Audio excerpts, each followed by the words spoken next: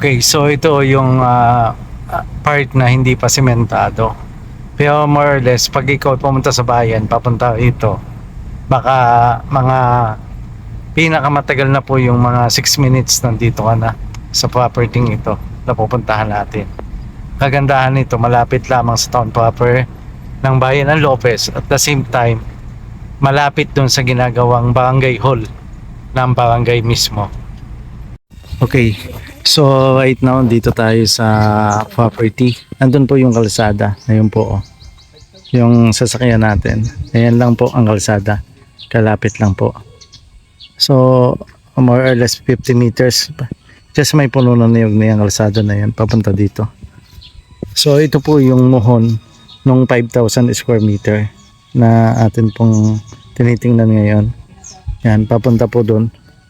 So ka-relocate lang po namin ito. So kung makikita po ninyo yung may kahoy po doon, yan na may stick. So hanggang doon po, pa-diretso po dito. Yan. So hanggang saan? Yung pumakirik na yun ay 5,000. So itong tubigan na ito, di ba at yung may tusok doon na pangalawang stick, ayun, mamamaybayin na yon. Doon sa may lumilipad na ibon. Yan, yung lumilipad na ibon. May dalawang yung tusok pa. Yung kasama yun. Huwag yun. Oo, yung may May katugon dito ng dalawang muhon. Yan. 5,000 yan, papagso. Okay, puntahan natin din eh. Ito yung muhon din po ay. Sa anim yan. Mayroon din po yun, oh, yung may chirik na yun, oh. Yung may puno yung nakahoy, oh. Mayroon din purong muhon. So ibig sabihin, mano dito, gumayon, nag-cut dito, ano, papunta po doon. Doon sa ano yon. Tapos dumiretso dito sa tubigan na to. Ay bukod po itong tubigang ari. Kaya nga dito nag-cut siya. Yan, yung may chirik na yan. Oh, tsaka yung Gayon. yung may kahoy na yon. Oo. Papunta na doon. Opo.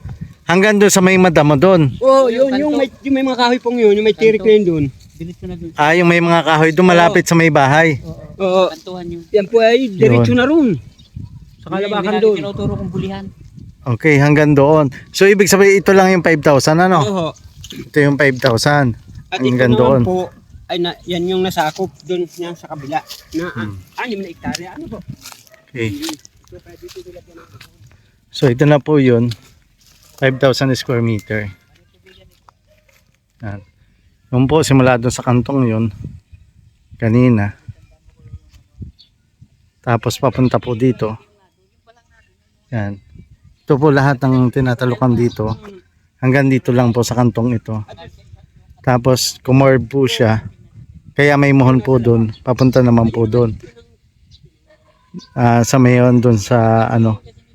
Sa may mga kahoy po doon. Yan, papaganyan po. So 5,000 square meter. Ito po ay ibinebenta po natin. So dito lang po ito sa bayan ng Lopez. More or less po ito ay mga 7 minutes away from town proper. Yan.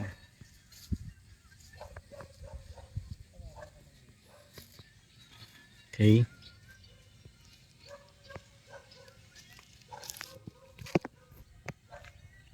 So simula po dito sa property mismo ang bagong sukat natin na binebenta, lalakad tayo papunta dun sa kalsada para at least ito naman pong nilalakadan natin ay dun din po sa nagbebenta, kaya po wala pong magiging problema sa right of way. Yan. So yan, almost siguro ay ano, mga 30 meters lang kalsada na po ito.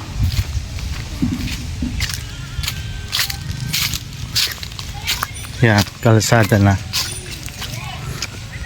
So ganun lang po ka layo. Ngayon lang po, oh. Yan, na yan lang yung property. So sa mga naghahanap ng investment, kindly send us a message po dito sa RT Realty Services. Meron pa akong number dyan sa taas. So ito po yung kalsada. Pa-send lang pa akong message kung i-avail nitong property ito. Napakaganda. Tubigan or sakahan. Thank you so much.